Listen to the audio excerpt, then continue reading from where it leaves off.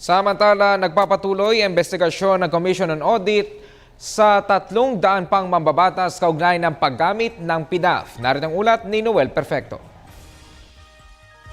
Inihayag ni Commission on Audit Chair Grace Pulido Tan na malamang na 300 pang mga mambabatas ang posibleng lumabag sa COA rules noong nakaraang 2007 hanggang 2009.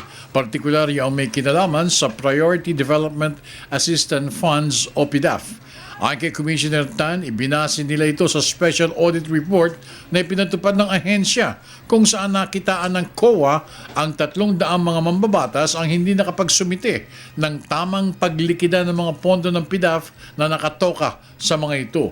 In our Special Audit Report, yun yung siguro mga 300 na legislators ang nakapangalan doon, okay? Ito yung mga legislators na na-trace namin yung kanilang PDAF, okay? Now, whether makakasuhan sila o hindi, it's not for us to determine. Trabaho na yon ng OMB at saka ng DOJ.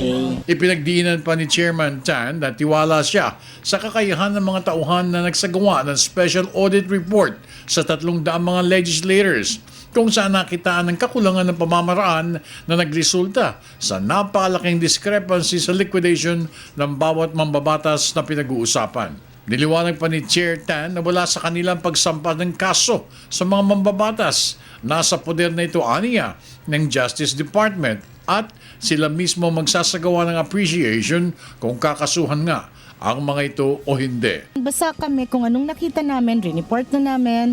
So it's now the DOJ and the Ombudsman sifting through our report and the evidence that we have, and I think the determination of whether or not to file cases against these other legislators is on them.